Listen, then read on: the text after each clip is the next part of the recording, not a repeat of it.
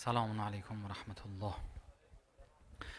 أعوذ بالله من الشيطان اللعين الرجيم. بسم الله الرحمن الرحيم. الحمد لله رب العالمين بارئ الخلائق أجمعين باعث الأنبياء والمرسلين، والصلاة والسلام على سيد الأنام سيد الخلق أجمعين حبيبنا حبيب إله العالمين أبي القاسم المصطفى محمد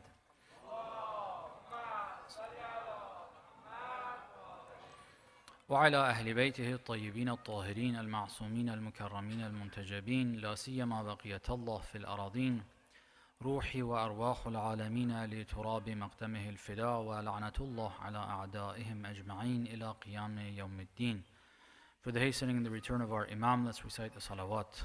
Allah salli ala Muhammad. For his health and well-being, let's recite the second one louder. Allah salli ala Muhammad. Inshallah, each and every one of us becomes a true and close companion of that Imam. Let's recite the third one even louder. Allahumma salli ala Muhammad wa ala Muhammad.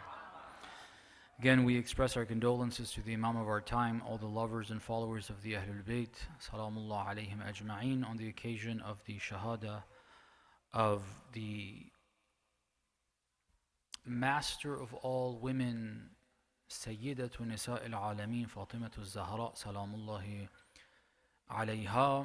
And we pray that she accepts this gathering, the efforts made by all those who are participating, supporting it in whatever way, and helps us get closer to her ideals, which are the ideals of Islam, and our community move closer to those ideals as well, and not just each of us as individuals. We discussed that the events that took place after the demise of the Prophet, the ones that led to the Shahadah of the Lady Fatemah Zahra salamullahi alayha, there were three. We can categorize broadly those involved into three categories. Those who deliberately went against the Prophet, and that was, thank you very much, that was a small minority. And then those who supported Ali ibn Abi Talib, above all Fatemah Zahra, and a few of the men in Medina. That minority was smaller, unfortunately. And the third category were the majority of people who were just observing and allowing things to happen and not taking the positions that they should. And we said each of these groups, we can analyze and look at what they did from the perspective of their motives, their intentions, why they did what they did, look at what they did and its conformance with what Allah subhanahu wa ta'ala has said, and lastly, what did they have in mind in terms of goals. Your motives are one thing, your intention is one thing, but then with what you're doing, the goal, what you're trying to achieve, what you're trying to accomplish, is another thing that can be discussed. Yesterday we spent some time talking about the first two, and mainly actually the silent majority, the dominant majority.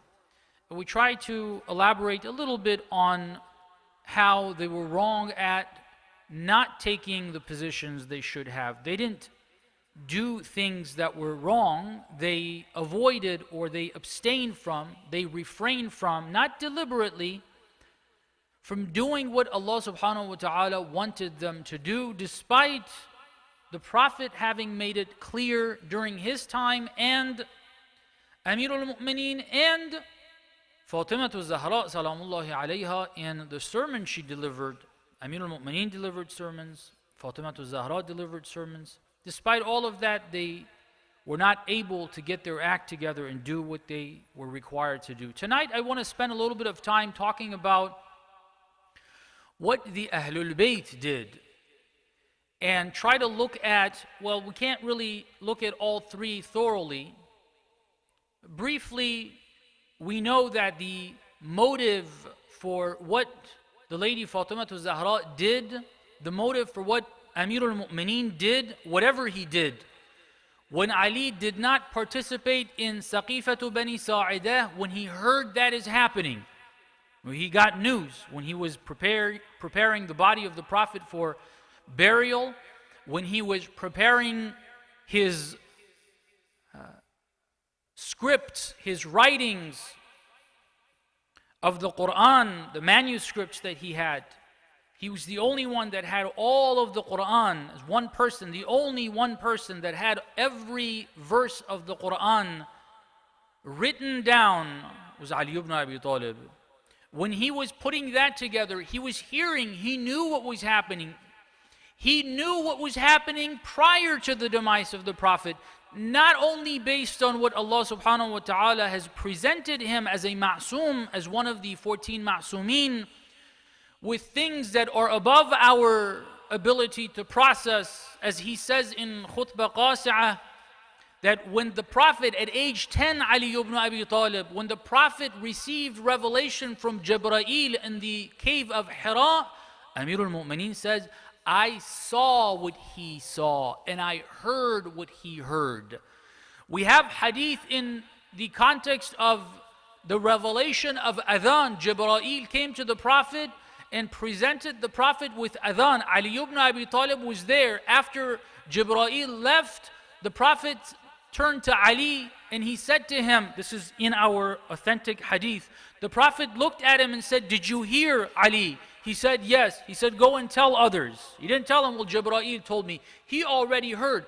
Besides that, Ali ibn Abi Talib knew, because the plots for those who were looking at what was happening were already starting. They started prior to the demise of the Prophet. Ali knew. Why did he not do anything in those first few days? What was his motive for not getting involved in that? What was his motive when he did get involved? When he said, what is this? We're not going to pledge allegiance. When he said, we need people to fight this, what was his motive? Was he trying to take something for himself? Was he trying to... Did he feel he lost something? He's working to gain back what he had lost. The Prophet had given him something. That's not Ali ibn Abi Talib, salawatullah wa salamuhu alayhi wa ruhi lahu al-fida. Ali ibn Abi Talib's motive, when he is silent and when he speaks. During the time of the Prophet, when the Prophet was leaving town and he left Ali behind, some of those who were jealous of Ali, those who had issues with Ali, those who knew Ali is the next, and they wanted to create issues regarding that during the time of the Prophet, they started spreading rumors, oh, the Prophet's leaving him behind because he's a coward, because he can't fight, because of this, because of that. And I don't know how they had the nerve to say anything like that. How anyone could have the nerves to say anything like that. But when Ali went to the Prophet complaining about what they were saying, and the Prophet responded by saying, no, is it not enough that أَنْتَ مِنِّي بِمَنْزِلَةِ هَارُونَ مِن مُوسَى? Is it not enough that what is happening right now is a display that your relationship with me is that of Harun, not the ordinary Banu Israel, the one that was the wazir and the khalifa of Musa amongst Banu Israel.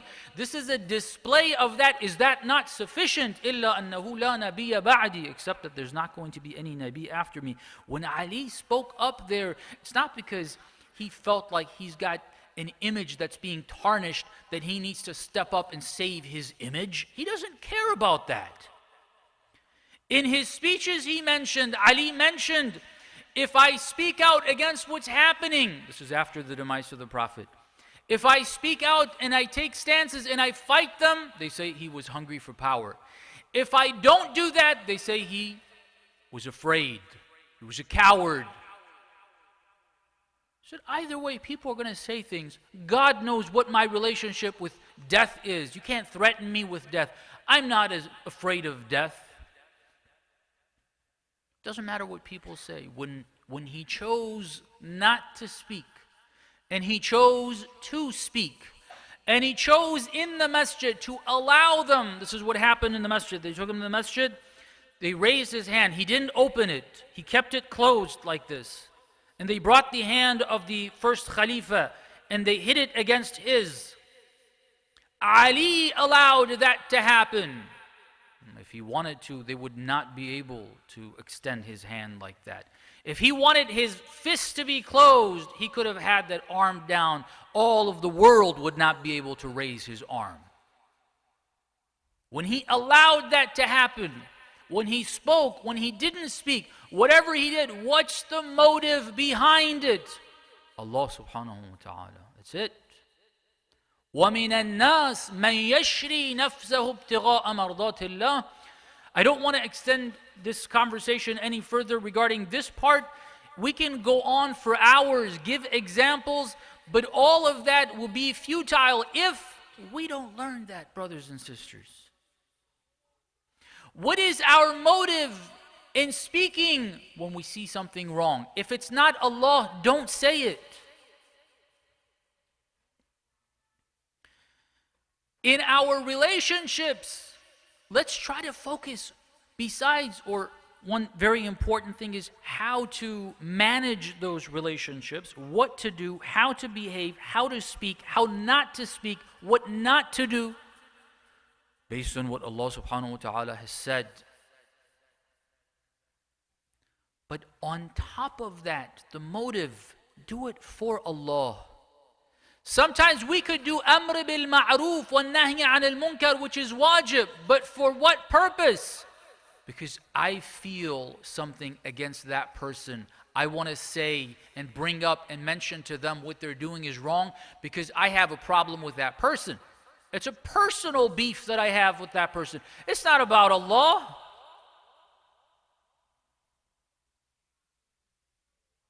Be very careful. What's the motive? What's the intention? Why do we do things? We can try to purify, brothers, sisters. Fatemah Zahra, salamullahi alayha, when she went to the masjid for fadak. Fadak is the wealth of fadak. I don't know if anybody has that type of money, that type of wealth amongst us in our broad community of believers throughout the globe. It'll be very few that have that. That's a lot of money. That's a lot of wealth. Very fertile lands, not even in comparison, meaning if you just look at the size of Fadak and what it was like and not converted, just today look at that piece of land and look at it as developed as it was at the time. Very few amongst us have that type of wealth. God told the Prophet to give this to Fatemah salamullahi alayha. Fatemah Zahra, when she accepted this from her father, it wasn't that she looked at that, oh my God, there's all this money. Yes, now we're talking now. Oh, all that, the patience paid off. Making bread, and then those 3 nights, the orphan, the captive that had been freed, the poor person who asked for the food, and we gave that bread away. All that patience is paid off. Now we got tons of money. That's not the reason why she accepted.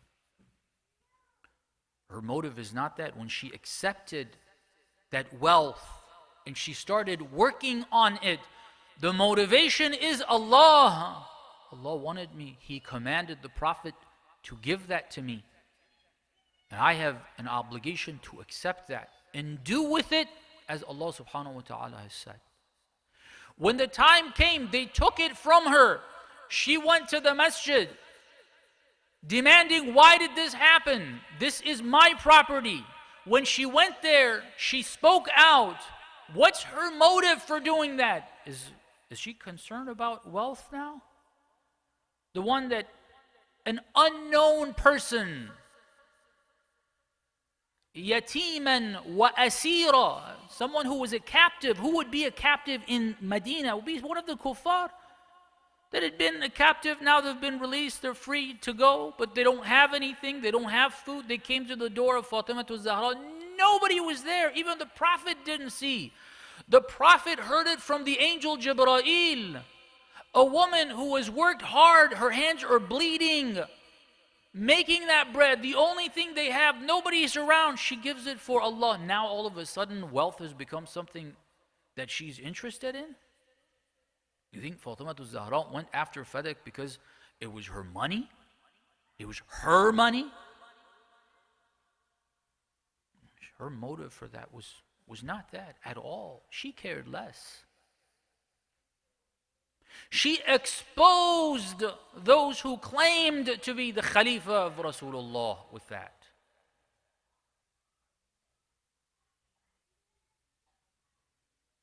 That documented that from day one, they went against what the Prophet said. And from day one, they fabricated. They said, oh, the Prophet said, we don't leave behind wealth as inheritance, which was a lie, but this was not even inheritance.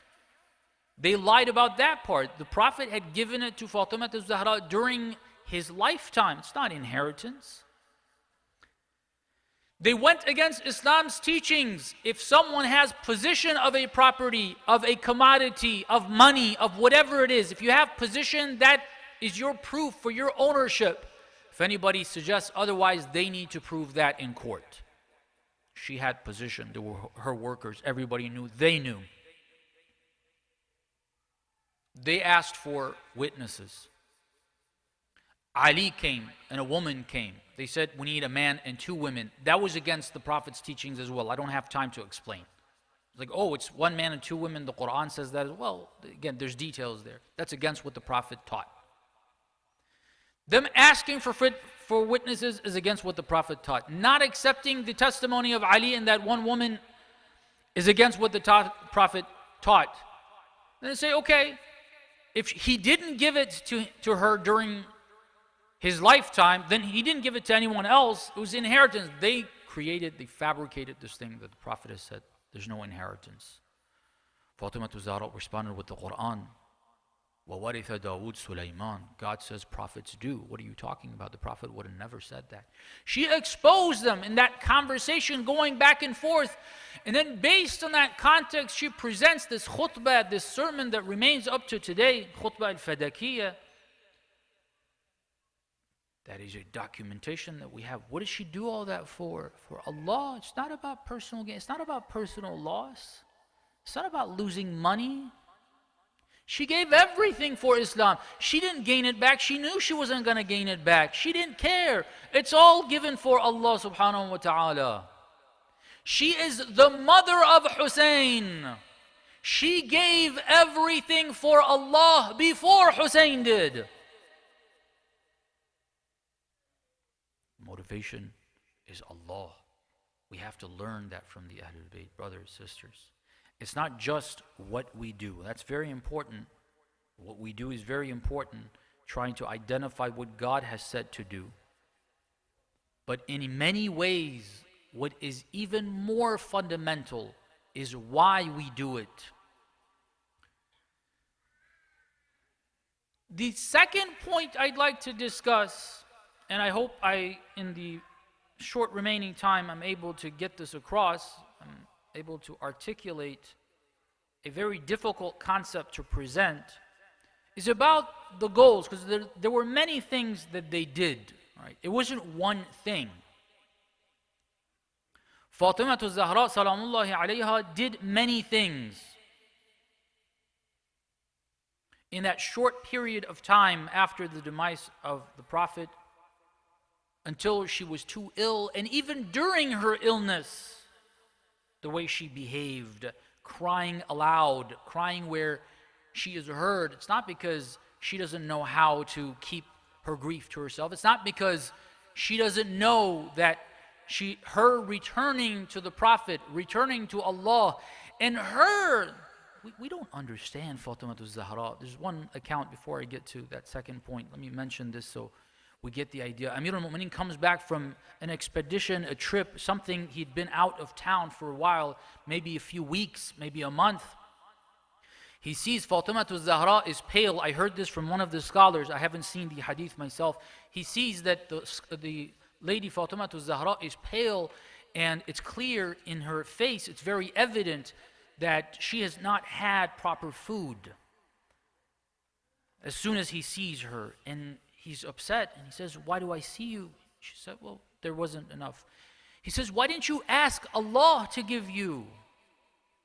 And we know if God provided for Maryam food from paradise, not from earth, if Fatemah Zahra, Sayyidatu Nisa al-Alameen, would have just asked, Allah would have given.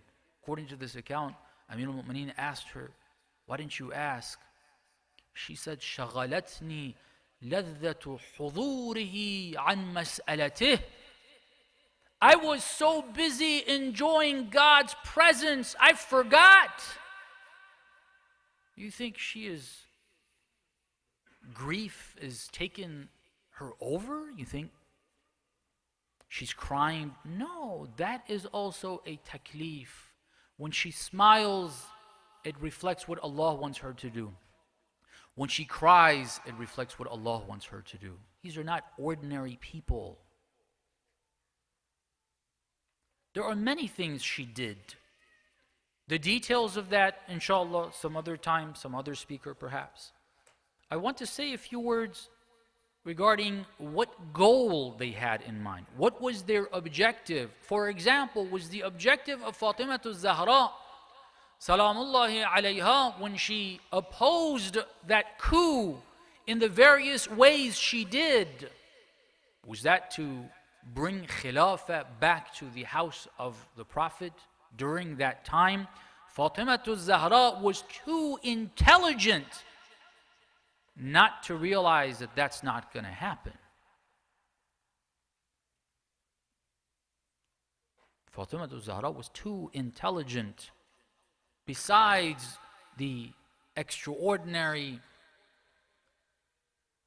Jibreel used to come to her after the demise of the Prophet. Besides that aspect, the part that we can to a degree understand, her own, what we call her own intelligence, she's too intelligent not to realize that the way things are moving, it's not going to come back to Ali. It will not be given to Ali. That's not her goal.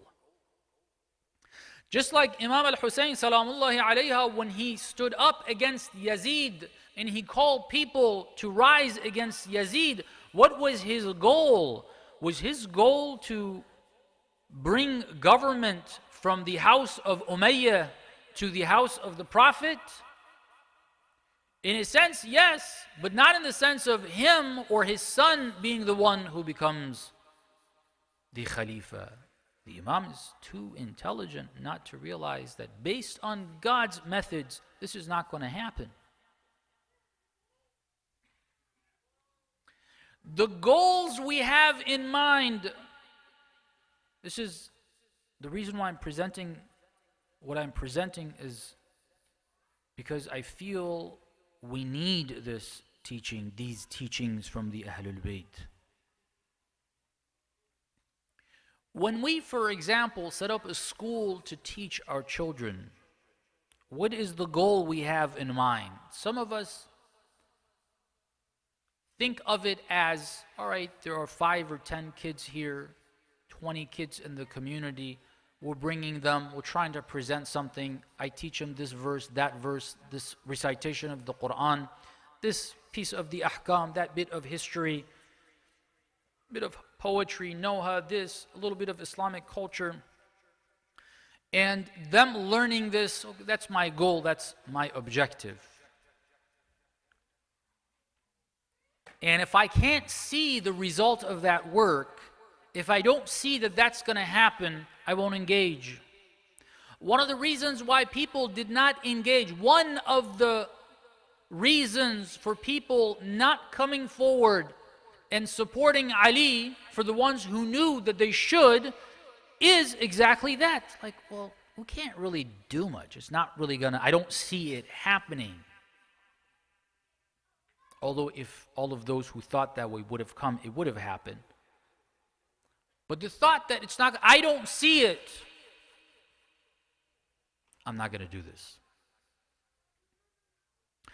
Many of the people, ulama, students of the Ahlul Bayt, who did not come and join Imam Khomeini in the revolution, when they were asked, said, we don't see how the Shah's regime is going to be brought down. That's not really possible. It doesn't really work that way. They didn't question that Islam tells us that's something we need to work toward, but they thought their understanding is that if you're able to, and we know we're not able to, when we don't see something as possible during our lifetime, a goal that we think is even a good ideal, a good goal, if we don't see it, if we don't recognize the possibility of it happening, we are demotivated. Like, okay, well, we'll go and do something else. If Fatemah Zahra, if we think she was just crying out of desperation, a feeling of loss, knowing that we're not going to gain. We're not going to gain Khilafah back. We're not going to get Fadak back.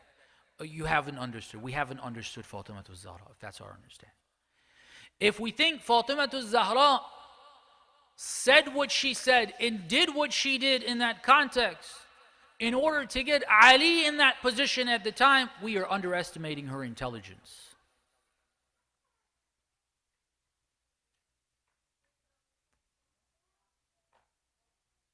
What is the goal in mind? What was the goal in mind? One important point to get to that goal and objective is on certain topics, in certain areas at least, with certain goals and objectives, we need to take those goals and objectives from Allah. There are certain do's and don'ts that we have in Islam, certain specific acts, deeds that we're supposed to do, and certain things we're supposed to avoid and abstain from. Certain deeds we are told that if you see, for example, they say in Amr bil Ma'ruf wa Nahy anil Munkar, if you see it's going to be effective, then go ahead. Tell the brother, tell the sister, brother, sister, you're not supposed to be doing this. If you don't see it being effective, then don't. But you're looking at that and getting that information where from? From Allah. There are certain goals that Islam has given us as goals and ideals that we need to work toward, regardless of time, regardless of them being things that can be accomplished during our lifetime. There are certain goals that have been given to us in Islam, in the Quran, for all of us, not just specifically Jibreel giving to Fatemah Zahra salamullahi alayha. It's in the Quran, it's for all of us to see.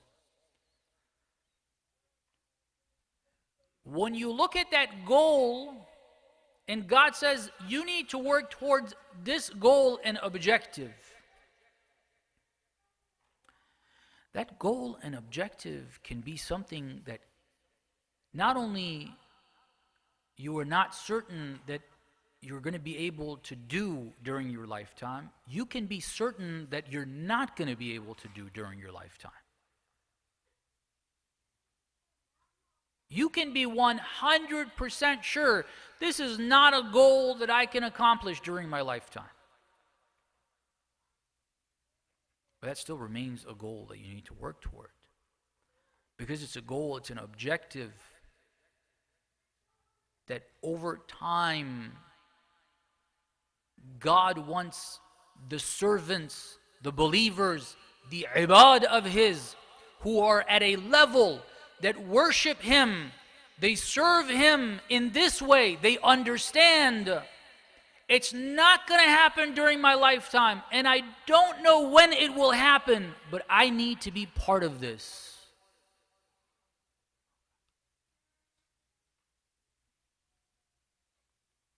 I'll give you that goal. All of you have read the verse related to it. I don't know if we've all identified it as such. Allah subhanahu wa ta'ala says in multiple ways. One of them is this wording, which is mentioned 3 times. I'm going to read one of them in Surah Al-Fatih. هو الذي أرسل رسوله بالهدى ودين الحق ليظهره على الدين كله وكفى بالله شهيدا. He is the one that sent the Prophet with guidance and the religion of truth.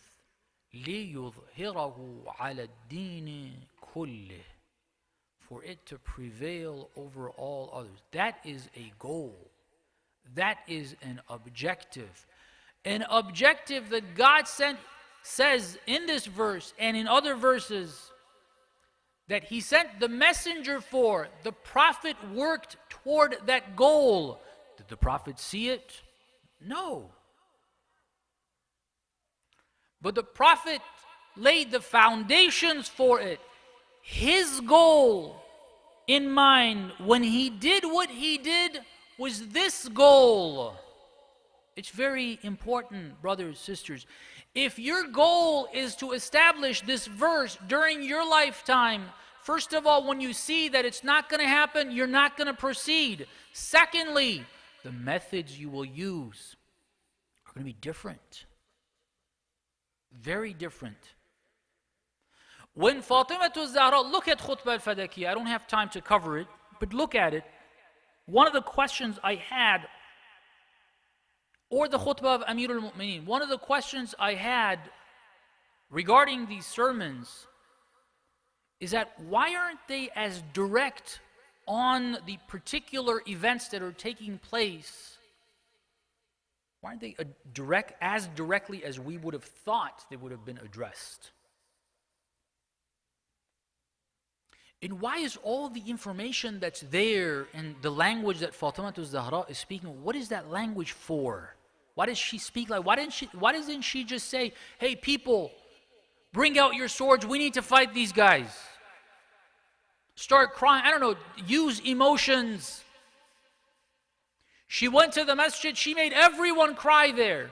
Okay, why didn't they use those emotions right there? And then why did Ali, when he gave that talk, and he said, I need 340 people showed up. Why didn't Ali say, well, there's 340 people, let's go do it now? He said, tomorrow, show up. Tomorrow nobody came. Well, they were already there, 340 people. If you're trying to accomplish that right there and then you would behave differently. The goal of Fatemah Zahra, salamullahi alayha, is not to make sure that Khilafah comes back to the house of the Prophet during that time, in whatever way possible, whatever means necessary. No. Her goal is to work toward what is mentioned in this verse. Fatemah Zahra, after the demise of the Prophet, with her words, with her madlumiyah, with standing behind the door, with going to the masjid, coming back, being slapped in the streets, crying when she did, going to Uhud, to the grave of Hamza, her uncle.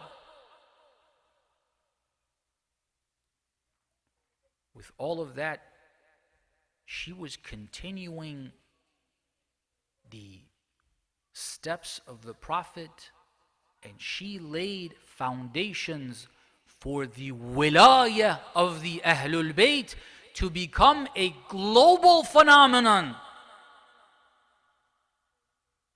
And this is not an exaggeration. And it's not just a hype of a speech. the goal she has in mind is much greater than at that time when Islam is ruling over Arabia, Ali ibn Abi Talib be such. Even when Ali led that government, if he wanted to lay the foundations for his government and remain as the governor and get rid of Muawiyah, there would have been plenty of other ways. They're interested in that goal of Allah, that this religion is going to become global through the want of the people. The people of the world need to come to a point where the majority of people want Fatemah Zahra, cry for Fatemah Zahra, want to move toward her goals and objectives, and want the Imam of our time. And you can see some of the effects up to this point. Some of the effects we can see. It may have taken 1400 years. When what happened to her on the streets of Medina happened, everybody watched. There was no Fatemiyya program. They didn't hold any Fatemiyya programs. After that, nobody said, okay, we got to do something about this. But today, the mujahideen in the way of Allah, when the battle becomes difficult against Daesh in Iraq, in Syria, against Israel, in Lebanon, in Palestine, against Saddam, when the battle becomes difficult, they gather together, they remember Fatemah Zahra salamullahi alayha, they ask her for help. What gives them the motivation to remain on the path of the Ahlul Bayt, what gives them the motivation not to be silent despite them knowing they will be killed, is Fatemah Zahra salamullahi alayha. This training of the masses through means, methods, talks, conversations, behavior that is going to impact masses not during that short period of time. She lived 18 years, and the part where it's more public and we commemorate in Fatemiyya is only a matter of months, if even that. But it has impacted, and it continues to impact mankind, the globe today, and it's the fuel. It's what fuels the hearts of the believers that are moving toward establishing the government of the Imam of our time. Ajjalallahu ta'ala farajahu sharif wa ruhi lahu al-fida.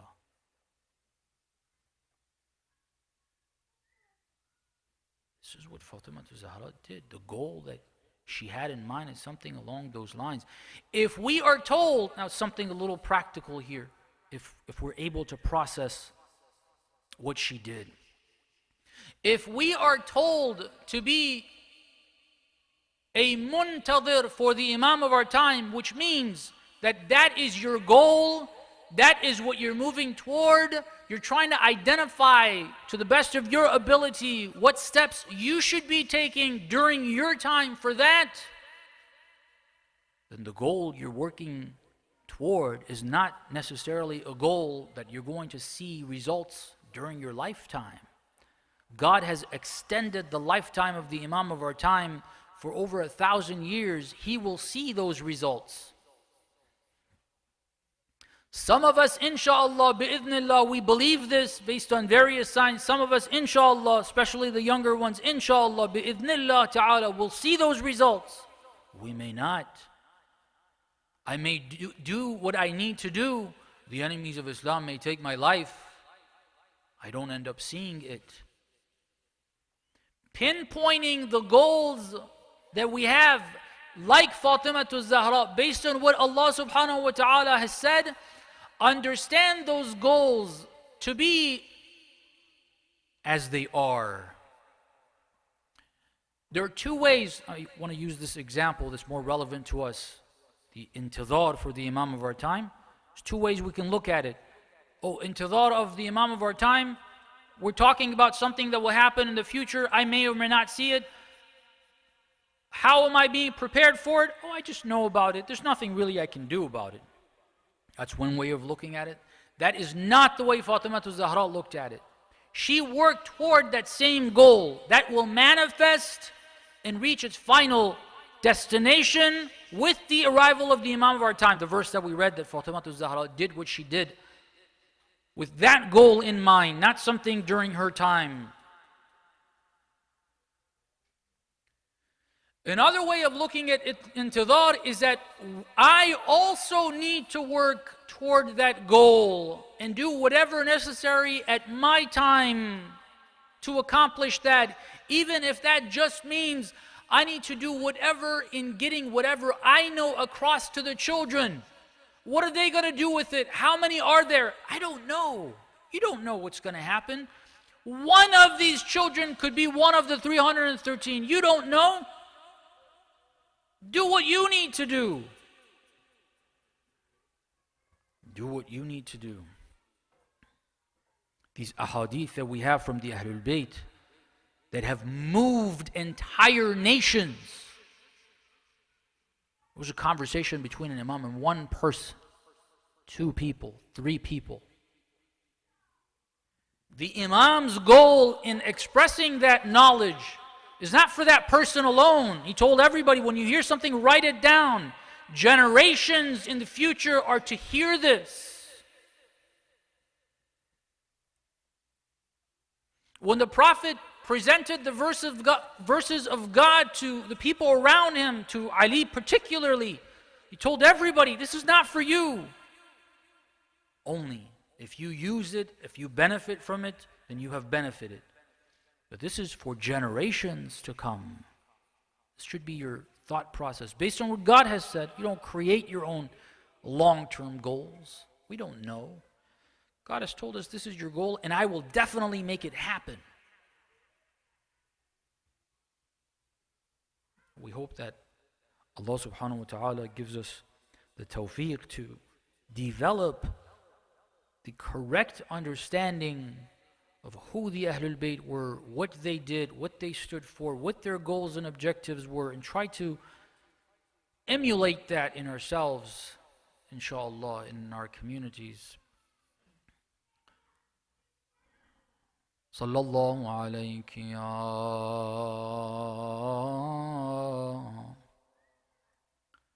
bint Rasulillah. Inshallah, I will do the Farsi portion with Farsi Masa'ib afterwards, inshallah.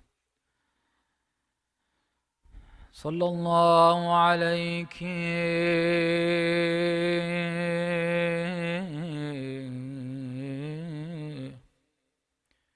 أيتها المظلومة الشهيدة المغصوبة حقها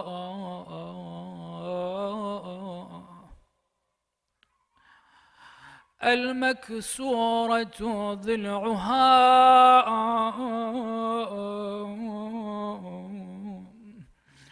روحي فداك يا قرة عين الرسول. Take your hearts to Medina.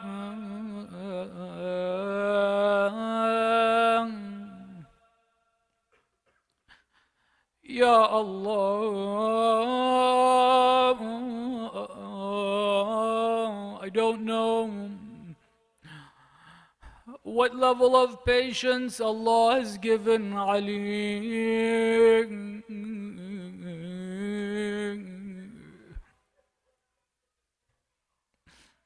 Ya Allah, The loss of the Prophet was already a great burden. The betrayal of the Ummah,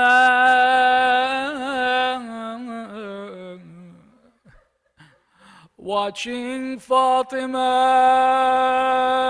get injured before his eyes,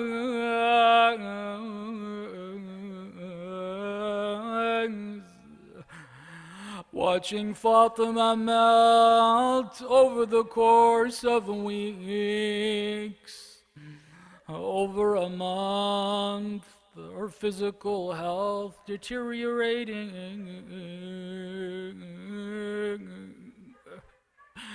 There came a time that Amir al-Mu'mineen needs to prepare the body of Fatemah for burial.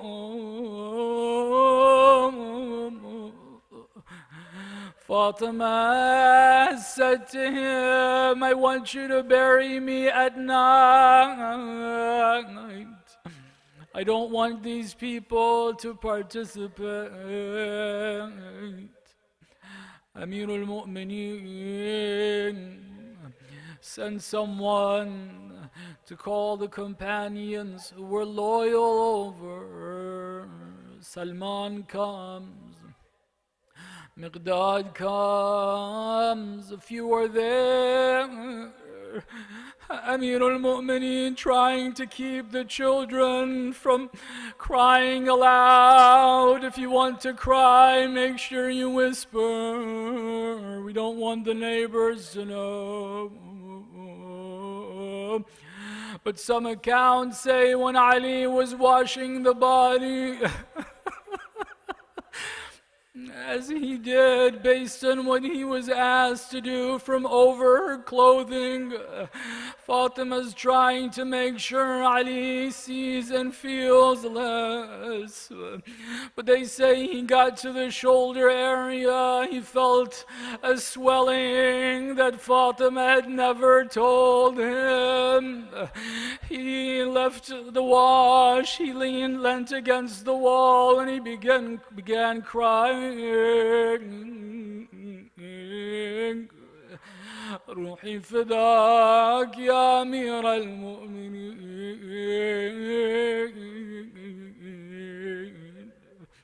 Amir al-Mu'mineen, as difficult as it was, buries the body of Fatemah. He levels the grave afterwards, then he turns toward the grave of the Prophet. Ya Rasulallah, laqad isturja'at al-wadi'a. What you entrusted me with has returned to you.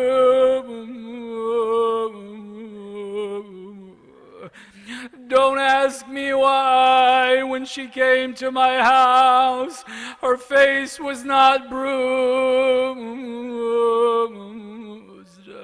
Why her ribs were not broken, and now they are. ألا لعنة الله على القوم الظالمين وسيعلم الذين ظلموا أي منقلب ينقلبون.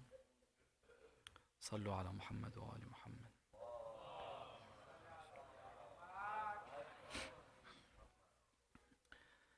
ببخشید چند دقیقه انشالله فارسی خدمت دوستان هستیم. یه ذکر مصیبتی هم دوستان خواستن که به زبان فارسی باشه، ترجیح دادم به این شکل باشه. صلواتی عنایت بفرمایید. اللهم صل علی محمد و آل محمد و عجل فرجهم. یکی از فضیلت‌های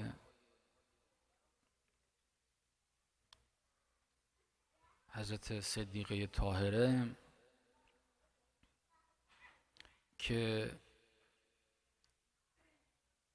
جاهای مختلفی بروز پیدا کرده، ولی بالاترین بروزش بعد از رحلت پیامبر اکرم بوده، حضور در صحنه اجتماعی اسلام. اگر صدیقه طاهره اسوه است برای همه مؤمنین و مؤمنات که ایشون هست. قطعا همونطوری که شب گذشته عرض کردیم، نقلی است، روایتی است از وجود مقدس حضرت بقیت الله ارواحنا فدا که ایشون فرمودن ان لی فی ابنة رسول الله اسوة حسنه، برای من در دخت گرامی پیامبر اکرم، مادر بزرگوارشون، اسوه است، الگویی است. امام عصر می‌فرمایند که بنده نگاهم به صدیقه طاهره نگاه پسر به مادر نیست، صرفاً نگاه من به اون بزرگوار نگاه کسی است که نگاه به الگوی خودش میکنه، یک شخصیت عظیم که امام مسلمین حضرت ولی عصر، امام مسلمین برای بیش از 1000 سال در نقلی که از ایشون هست، ایشون میفرماید بنده نگاهم به صدیقه طاهره نگاه به الگوست، من از ایشون یاد میگیرم. معناش این هست مرد زن همه ما محتاج الگوی صدیقه طاهره هستیم. البته از اونجایی که ایشون یک زن مسلمان، یک زن مؤمنه، یک زن الگو هست، جهاتی که مربوط به زنها میشه و ایشون عمل کرده، اونها بیشتر استفاده میکنن، خانمها بیشتر، چون اونها باید یاد بگیرن و عمل بکنن. منتها همونها هم از جهاتی برای مردها الگوست. یکی از اون جهات فهم صحیح نگاه اسلام به شخصیت زن و مسئولیت زن هست. یک نگاه که نگاه غیر اهل بیت هست در بین مسلمین وجود داره که نمیخوام بگم ریشش از کجا اومده، ولی این نگاه از اهل بیت ریشه نگرفته. نه خدیجه کبرا چنین رفتاری کرده، نه صدیقه طاهره که بالاترین زن هست چنین رفتاری کرده، نه زینب کبرا چنین رفتاری کرده، نه حضرت فاطمه معصومه چنین رفتاری کرده و نه زنان بزرگوار دیگری که متاسفانه بسیاری از ماها خیلی با اونها آشنا نیستیم. ما با حکیم خاتون و کارهایی که ایشون کرد خیلی آشنا نیستیم. در زمان امام عسکری و امام عصر، در دوران کودکی امام عصر، ماها متاسفانه خیلی با مادر امام زمان خیلی آشنا نیستیم و حتی متاسفانه اطلاعات ما در بسیاری از موارد مخدوشه و نادرسته. یک نمونه مثلا اینکه مادر امام زمان برخلاف تصور عمومی که به وجود آمده که یک نگاه غرب گرایانه هست، تصور ما این هست که مادر حضرت ولی عصر یک شاهزاده رومی بوده که اگر بود هیچ مشکلی نداشت برای ما. منتها واقعیت غیر از اینه. نقلی که میگه ایشون یک شاهزاده رومی بود، یک نقلی است که اولا یکی بیشتر نیست، ثانیاً در خود اون نقل چند تا اشتباه فاحش وجود داره از بزرگان اهل حدیث و اهل تاریخ ما. من جمله حالی یک نمونه عرض میکنم، جناب آقای حجت الاسلام و المسلمین آقای شیخ محمد هادی یوسفی قروی، از بزرگان تاریخ نگار معاصر ما، ایشون کتابی داره به نام موسوعة تاریخ الاسلامی، اونجا توضیحات مفصلی ایشون داده، بررسی کرده بدون هیچ گونه حب و بغضی. یک روایت هست که میگه ایشون شاهزاده رومی بوده، خود اون روایت چند مشکل در خود روایت داره که نشون میده این روایت جعلیه، روایت صحیحی نیست. 10 تا روایت یا بیشتر داریم که مادر امام عصر از منطقه است به نام افریقیه و سیاه پوست بوده ایشون، اصلا هیچ ربطی به روم نداره. و اصلا سفید پوست نیست ایشون، سیاه پوسته. 10 تا روایت بیشتر، همشون در همین مورد اتفاق نظر دارن که ایشون از افریقیه بوده و ایشون سیاه پوست بوده. افریقیه در منطقه است که امروز به نام تونس معروف هست، اونجا رو بهش میگفتن افریقیه. ما اطلاعاتمون نسبت به این بانوان بسیار بزرگوار، بسیار والا مقام، متاسفانه خیلی زیاد نیست، ولی همون هایی که ما میدانیم، تفکری که در بین مسلمین وجود داره که معتقده که جای زن در خانه است و در خانه باید زن پخت و پز بکنه و از بچه ها نگهداری بکنه و بیرون نیاد حتی المقدور، این نه رفتار خدیجه کبراست، نه رفتار صدیقه طاهره است، نه رفتار زینب کبراست، نه رفتار فاطمه معصومه است، نه رفتار هیچ کدام از زنان بزرگ تاریخ که خدا اونها رو بزرگ دونسته. جناب مریم هم رفتارشون این نبوده.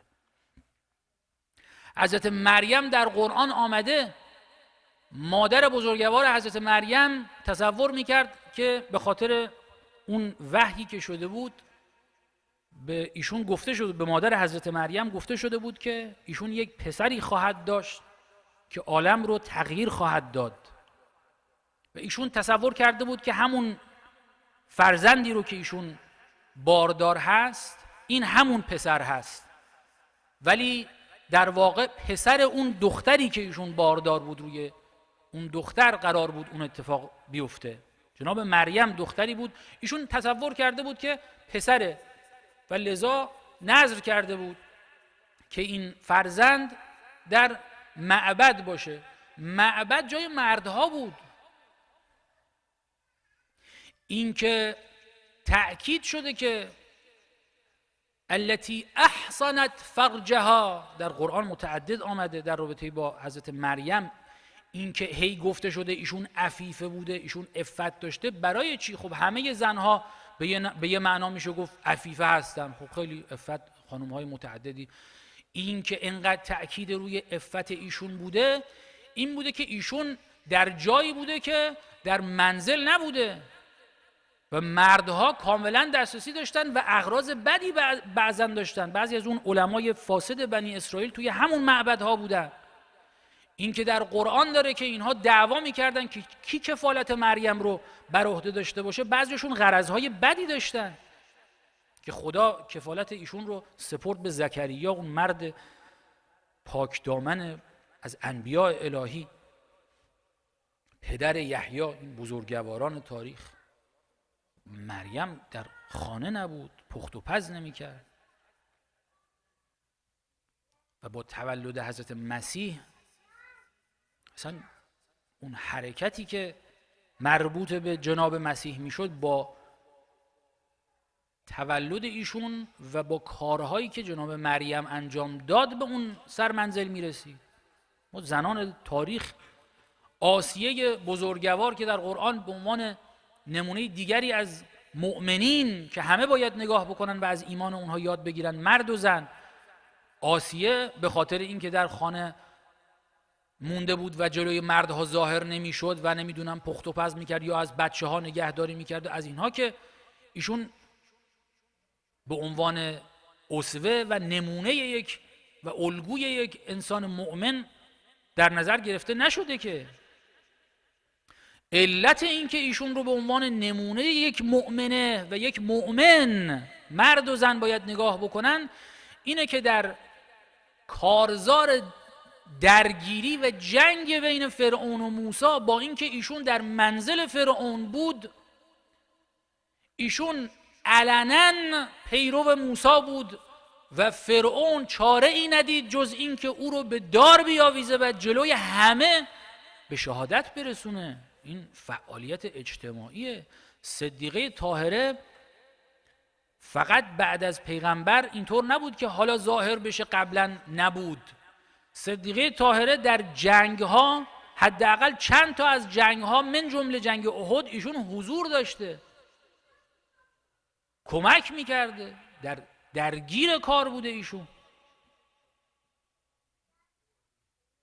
طبیعتاً در اون جنگ ها خدا گفته مردها باید شمشیر بزنن. البته در همون جا هم یک زن دیگری بوده که او وظیفه خودش دیده. اون موقعی که مردها فرار کردن در جنگ احد، همه مردها غیر از امیرالمؤمنین و شاید یکی دو نفر دیگه شاید فرار کردن. یکی از زنهایی که برای کمک کردن به مجروحین جنگ آمده بود، دید پیغمبر تنهاست، شمشیر برداشت کنار پیغمبر شمشیر زد و پیغمبر بسیار ایشون رو ستایش کرد.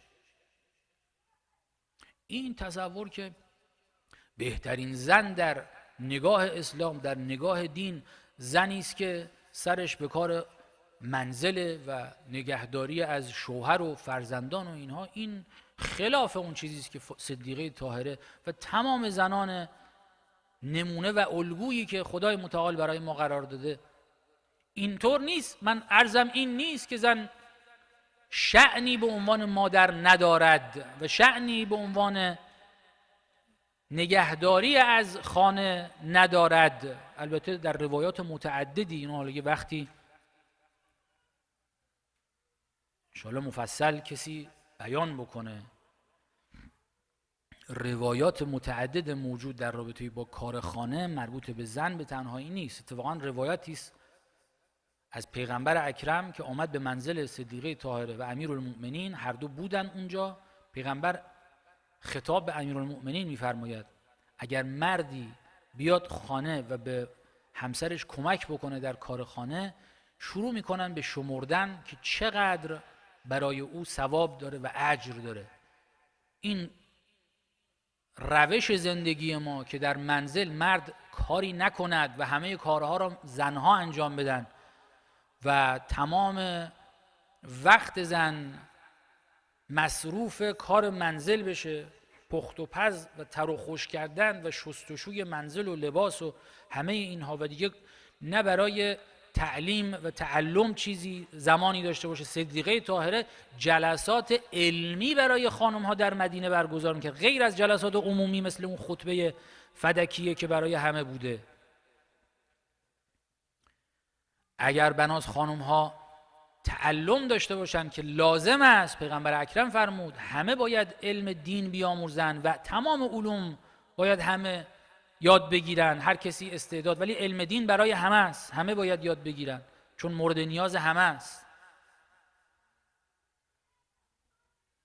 جناب فضه شاگرد صدیقه طاهره بوده و اگر تمام وقت رو وقت صرف شستشو و تر خوش کردن و این چیزا بوده، کی وقت تعلم، کی وقت شاگردی، کی وقت استادی بوده؟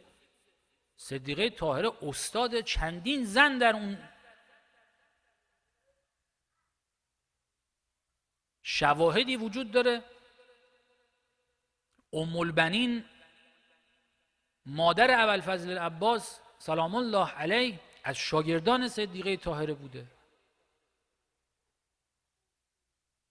صدیقه طاهره به ما به عنوان یک الگو به زن و مرد ما می آموزد که زن مورد نظر اسلام زنی نیست که خبر نداشته باشه که چه داره میگذره، زنی نیست که بلد نباشه تأثیرگذاری در اجتماع بکنه. وقتی صدیقه طاهره بلند میشه در مسجد، خطابه ایشون رو شما نگاه بکنید، پر از جدای از معلومات قرآنی، پر است از معلومات سیاسی این چندین ساله‌ای که ایشون در کنار امیرالمؤمنین در مدینه بوده، چه گذشت و چه شد ایشون توضیح میده. و اینا یعنی ایشون در معرکه حضور داشته. زنی که هم و غمش نگهداری از فرزندانش باشه و هیچ چیز دیگه ای هم و غمش نیست، تمام وقتش مصروف این میشه، چطور میتونه خبر داشته باشه از اینها و چطور میتونه بدونه که الان زمان قیام زنانه است؟ زینب اگر زنی بود که فقط بلد بود اونچه که ما میفهمیم از تربیت فرزند در خانه انجام بده در دوره قبل از عاشورا، چطور میتوانست روز عاشورا اونجور شیرزنانه به میدان بیاد؟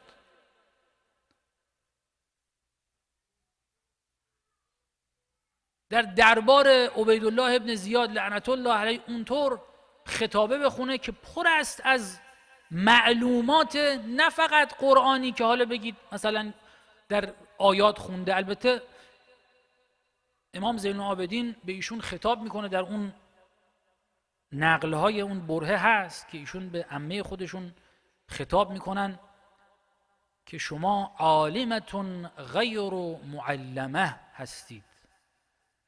اینها زنها، اینها انسانهای عادی نبودن.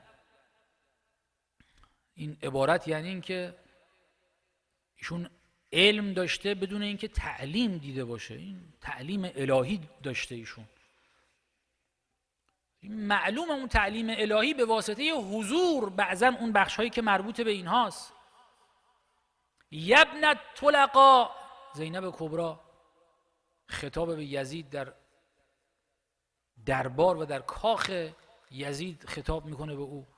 این یبن طلقا عبارتی بود که کمتر کسی یادش مونده بود. اینها طلقا بودن، پیغمبر اکرم اینها رو بخشید. اینها دشمنان پیغمبر بودن و شرطش این بود که اینها هیچ وقت درگیر حکومت اسلامی نشن. حالا اینها شدن خلیفه مسلمین. زینب کبرا خطاب میکنه یبن طلقا، شما چه حقی دارید به این تاج و تختی که برای خودتون به هم زدید به اسم خلافت پیغمبر اکرم؟ این همه معلومات، این تشخیص که کی باید صحبت کرد، کی باید گریه کرد. زینب کبرا گریه میکنه به جاش جلوی همه، هم مردم رو به گریه در میاره هم خودش گریه میکنه. این تأثیرگذاری که از عاشورا که اینها سرمست پیروزی خودشون در کربلا بودن تا قبل از 40 تا رسیدن اینها به شام و اون چند روزی که در شام بودن با رفتار جناب زینب سلام الله علیها و البته امامت امام زین العابدین، ورق برگشت و یزید مجبور به ادای توبه شد. ادا در آورد. ریاکارانه از امام زین العابدین نقله، از امام زین العابدین پرسید چطور میتونم توبه بکنم، یا تلاش کرد که گناه و جرم این کار عظیم علیه خاندان پیغمبر اکرم رو به گردن عبیدالله ابن زیاد بندازه. برای چی؟ اینها که سرمست پیروزی بودن، برای چی شروع کردن دنبال مقصر گشتن و اینکه تقصیر رو گردن کسی بندازن؟ برای چی به این اتفاق افتاد؟ برای چی به این روز افتادن؟ به خاطر کارهایی که زینب کبرا انجام داد سلام الله علیها. و ایشون چطور فهمید باید این کارها رو انجام بده؟ و خود انجام این کارها که بالاترش رو صدیقه طاهره انجام داده بود، اون کاری که واقعا به معنای حقیقی زبان الکنه از اینه که توصیف بکنه چه حرکت بزرگی صدیقه طاهره کرد بعد از پیغمبر اکرم. به تعبیر آیت الله خامنه ای ایشون رهبری کرد اون جریان رو. درست هم میفرماید ایشون جریان رو ایشون رهبری کرد. صدیقه طاهره یک جریانی رو رهبری کرد که آثارش در سده‌های بعد و در هزاره بعد که ما هستیم الان داریم آثارش رو میبینیم. خب این حرفی است که اسلام داره برای زن. اینطور اون کسی که میگه زن نه شما حق اظهار نظر در مسائل سیاسی نداری، حق داشتن منصب سیاسی نداری، اینا همش خلاف رفتار صدیقه طاهره است. صدیقه طاهره رهبری کرد اینجا این جریان رو وسط میدان. این که چگونه باید رفتار کرد اینا احکامش هست، همه این احکام اسلامی. مثلا فرض بفرمایید بحث پوشش زن اومد، صدیقه طاهره اونجور که به میدان آمد غیر از اون شکلی است که امیرالمؤمنین به میدان آمد. امیرالمؤمنین با لباسی به میدان آمد که خدا گفته بود تو این لباس رو باید بپوشی. صدیقه طاهره با لباسی که خدا گفته بود باید بپوشی، چون با اون پوشش آمد که البته اون پوشش هم باز اغراق‌هایی میشه، این آقا چادر بوده و چه بوده و هیچی دیده نمیشده و آقا اینا خیال پردازیه. این خلاف این آنچه که گفته شده اینه که وقتی صدیقه طاهره به سمت مسجد آمد، اولا همه او رو دیدن و همه شناختن، صورت او رو دیدن و بلکه راه رفتن او رو توصیف کردن، گفتن که راه رفتن او شبیه ما رو یاد راه رفتن پیغمبر اکرم انداخت. این تصور که حالا ایشون رو هیچ کسی ندیده و اینا خیالات، اینا واقعیت نداره. تصورات غلطی ما درست کردیم، بعد ترویج میکنیم که بله زن یعنی نه، یک پوششی رو خدا گفته این پوشش، وقتی در جامعه هستید این پوشش، بله همین پوشش، هیچی کمتر از او ابدا. اگر برای خدا در جامعه حضور داره، که صدیقه طاهره فقط برای خدا حضور داشت در جامعه، رفتار سیاسی او طبق دستور الهی و برای رضای خدا بود، همونطور که علی رفتارش طبق دستور الهی و برای رضای خدا بود. ولی حضور داشت. خدا نفرمود زن نباید در این چیزها حضور داشته باشه. پیغمبر اکرم در غدیر خم نفرمود خب حالا آقایون بیان اینجا بیعت کنن با علی، نه خیر، زن و مرد بیعت بکنن. این که زن رأی باید بده، اینو پیغمبر در زمان خودش اثبات کرد و با بیعتی که زنها با میل و با اختیار خودشون، اونهایی که اختیار کردن که به پیغمبر اکرم گوش بدن، پیغمبر فرمود الان وقت نمایان کردن اون عهد و پیمان شماست و باید بیایید بیعت بکنید، و اومدن بیعت کردن. این کی گفته زن حق اظهار نظر نداره؟ این خلاف اسلامه، خلاف رفتار فاطمه زهراست،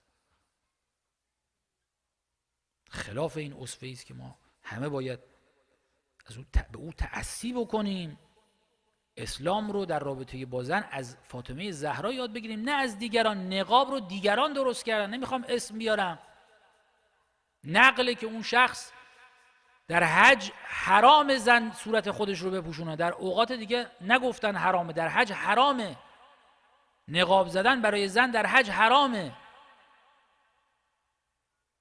اون شخص چون حرام شده بود و همیشه خودش دوست داشت بزنه، ظاهرا خیلی توهم این رو داشت که خیلی زیباست و دلبری میکنه از تصور غلط. خودش دوست داشت اون کار رو بکنه و در حج که حرام بود یه چاره ای اندیشیده بود، کاری انجام میداد، اجازه میداد که این روسری یه مقداری بیشتر پایین بیاد، یه بخشی از صورت رو حداقل بپوشونه. او دنبال این چیزها بود. صدیقه طاهره دنبال پوشوندن صورت نبود. الا اون نقل هایی که هست بعداً به خاطر مصائبی که بر حضرت بود، اگر صحیح باشه که جلوی امیرالمؤمنین صورتشون رو میپوشوندن.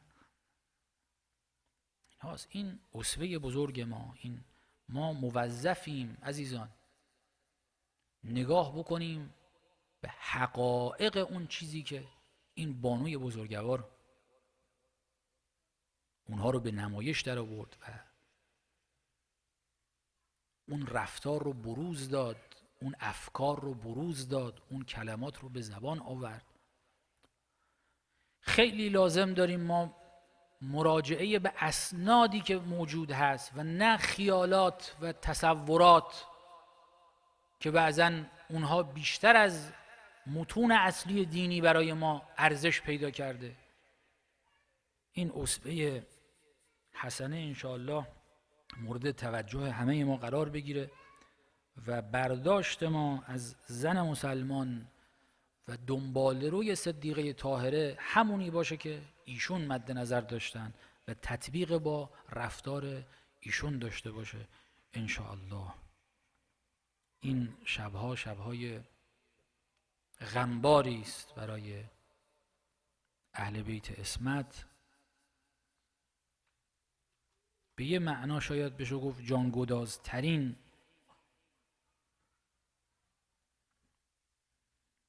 غم اهل بیت این شهادت صدیقه طاهره است که به نحوی بود که حتی تا سالیانی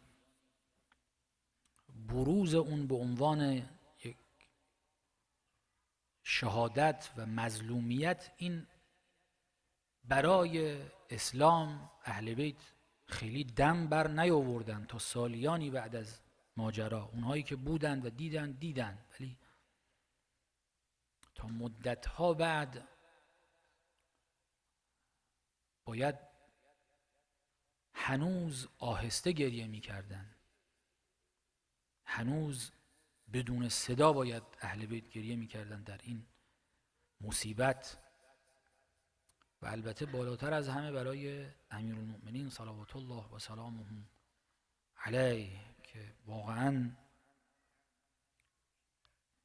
قدرتی که خدا به امیرالمؤمنین داد به نظر حقیر این نبود که در خیبر رو یک دستیشون بلند کرد، اون خیلی قدرت هست، ولی اینکه ایشون بعد از این تحمل این مصیبت ها و خصوصا این مصیبت عظما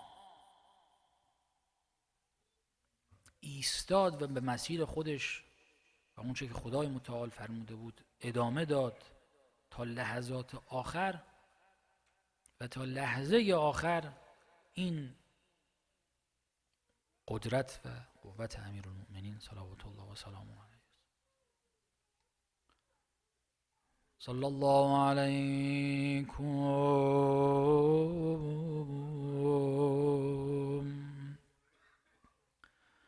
یا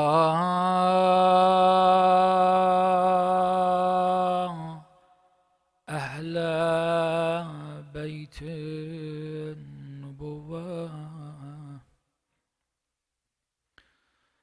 و موضع الرسالة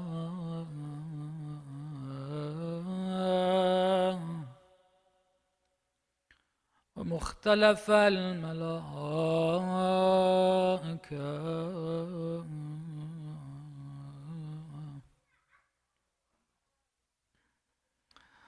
دلها رو روانه مدینه کنید،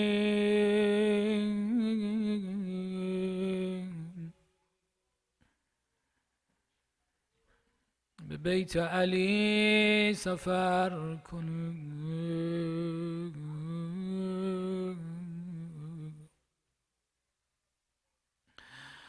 نقل هایی از روز آخر صدیقه طاهره از بستر بلند شد،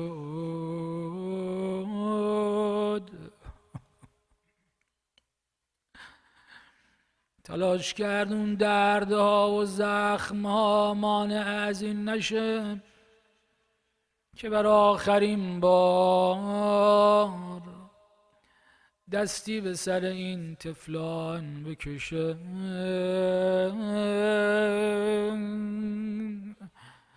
موهای زینب رو شانه زد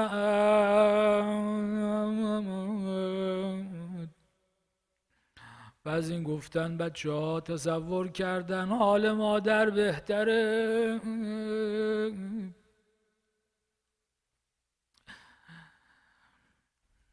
خونه رو آب و جارو میگن کرد،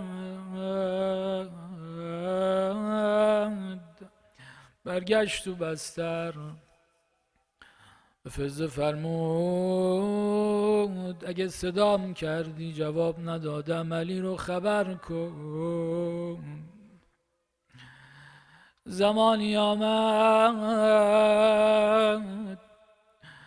فضه صدا زد بانوی من، زهرای مرضیه جواب نگرفت. حسنین رو فرستاد به مسجد، به بابا بگید اگه میخواد صدیقه رو زنده ببینه بیاد.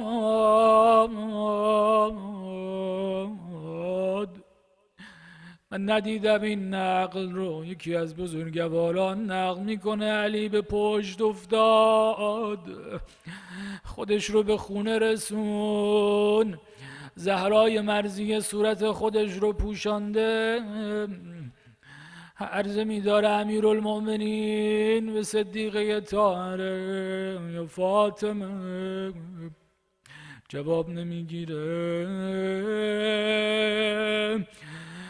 بار دوم جواب نمیگیره. بار سوم علی میفرماید فاطمه جان انا علی من علی مثل مردم مدینه از من روی بر نگردان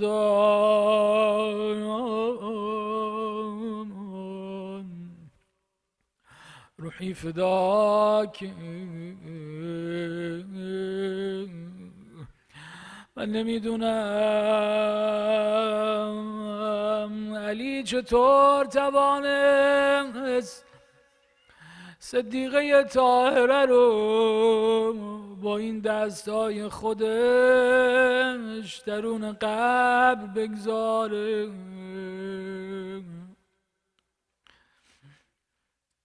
چه صبری داره علی.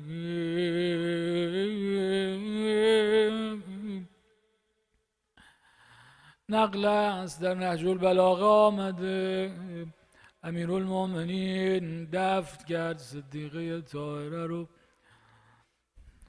رو کرد به قبر پیغمبر اکرم، فرمود لقد استرجعت الودیعه، امانت رو برگردوندم یا رسول الله، ولی از من نپرس چرا صورتش نیلیه،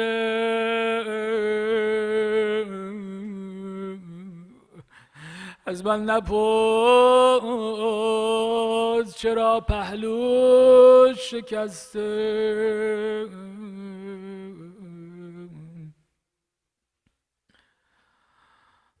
یا الله الا لعنة الله على القوم الظالمين وسيعلم الذين ظلموا أي منقلب ينقلبون. اللهم إنا نسألك وندعوك باسمك العظيم الأعظم بالزهراء وأبيها وبعلها وبنيها والسر المستودع فيها بك يا الله يا الله يا الله يا الله يا الله يا الله يا الله يا الله يا الله يا الله يا رحمن يا رحيم يا مقلب القلوب ثبت قلوبنا على دينك وعلى محبة أوليائك. O Allah, hasten the return of our Imam. Allow us to be his true and close companions. O Allah, forgive us all of our sins. Help all those who are helping the cause of Islam, especially our ulama, our maraja, above all our leader. Ya Allah, forgive us all of our sins. Forgive our parents, our grandparents, our relatives, all believers, those who are alive, those who have left this world. Ya Allah, grant all of us and all believers worldwide our hajat, our needs, our requests. Relieve all those who are suffering from hardships, difficulties, illnesses. We ask Allah to relieve all the people of the world of the oppressions they're facing. Min Nabi wa alih, rahimallah man qara al-Fatihata ma'a as-salawat.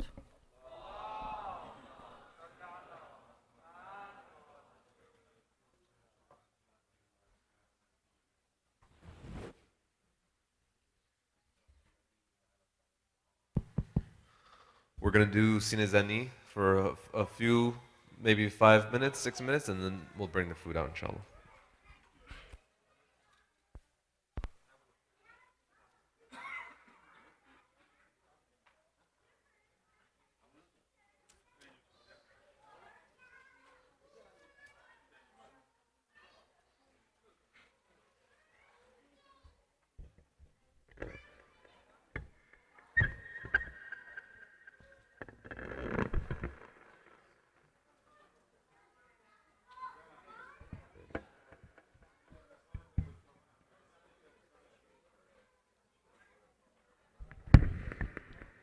محمد و آل محمد صلوات.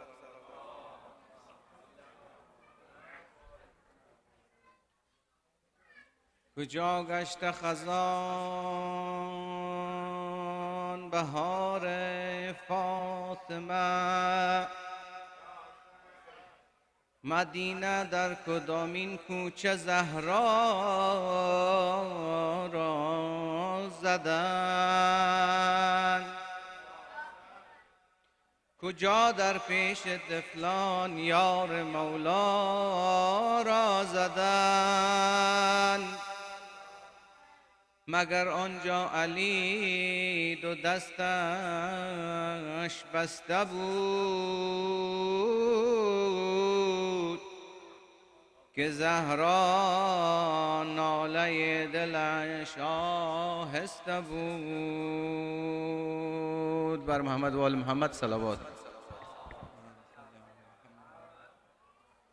یا بی فاطمه زهرا جان، یا بی فاطمه زهرا جان، یا بی فاطمه زهرا جان، یا بی فاطمه زهرا جان، یا بی فاطمه زهرا جان، یا بی فاطمه زهرا جان.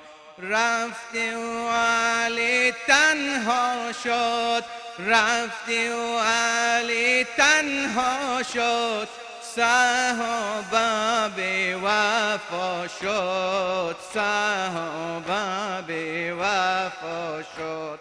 یا بی فاطمه زهرا جان، یا بی فاطمه زهرا جان، یا بی فاطمه زهرا جان، یا بی فاطمه زهرا جان.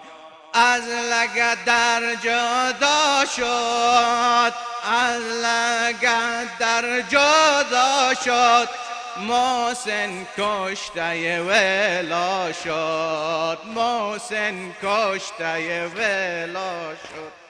یا بی فاطمه زهرا جان، یا بی فاطمه زهرا جان، یا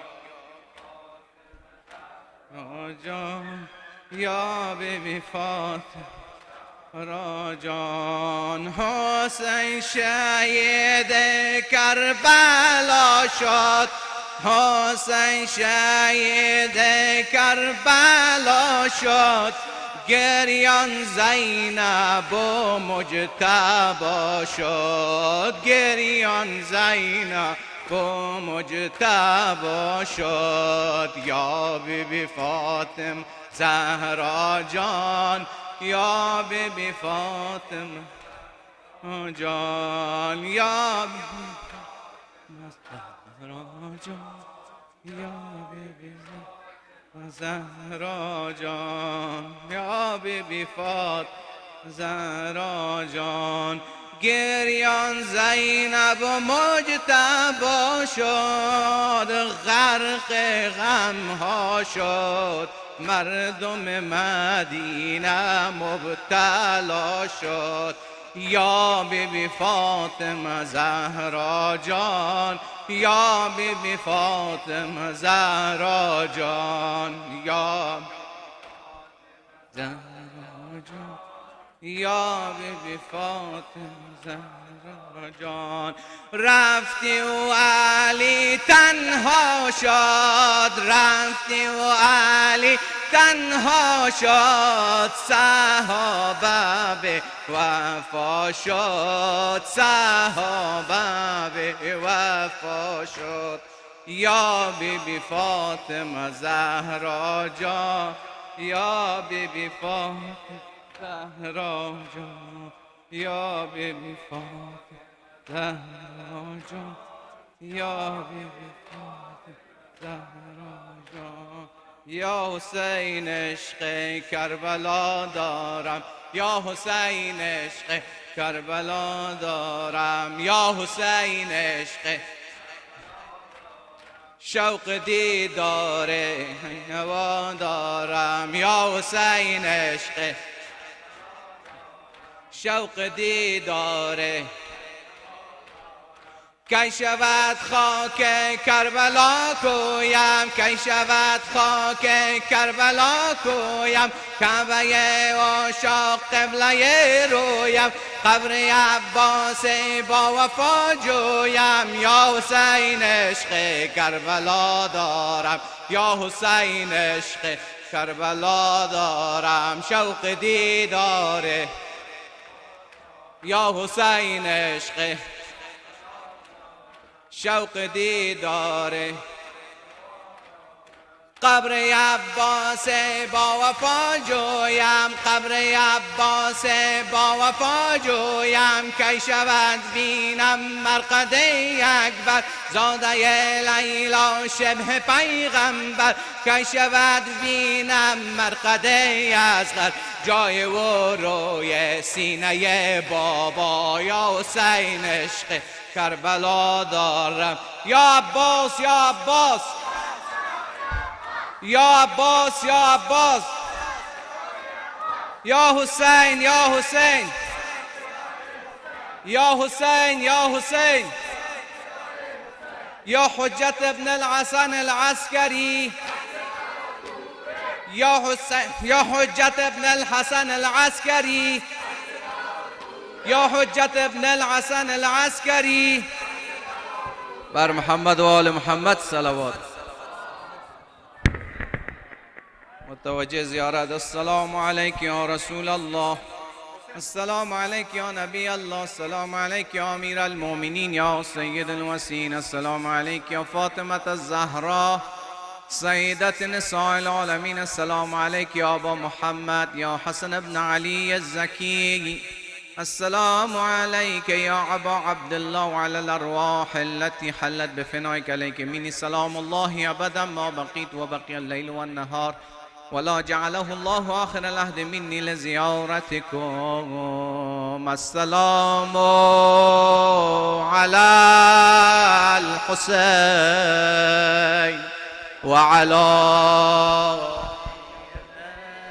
الحسين وعلى أولاد الحسين وعلى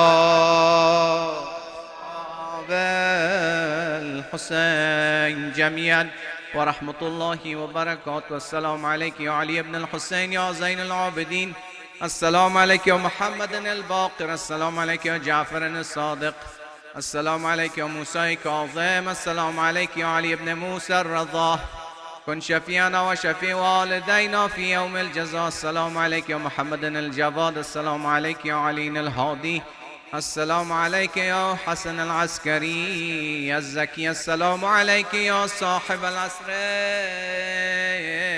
والزمان، السلام عليك يا خليفة الرحمن، السلام عليك يا كعبة الإيمان، السلام عليك يا شريك القرآن، الأمان الأمان الأمان من فتن الزمان، أجل الله تعالى فرجك وسهل الله مخرجك وظهورك وجعلنا من خير أعوانك وانصارك. السلام عليكم يا أهل بيت النبوة جميعا ورحمة الله وبركاته. صلوات. اللهم صل على محمد و آل محمد.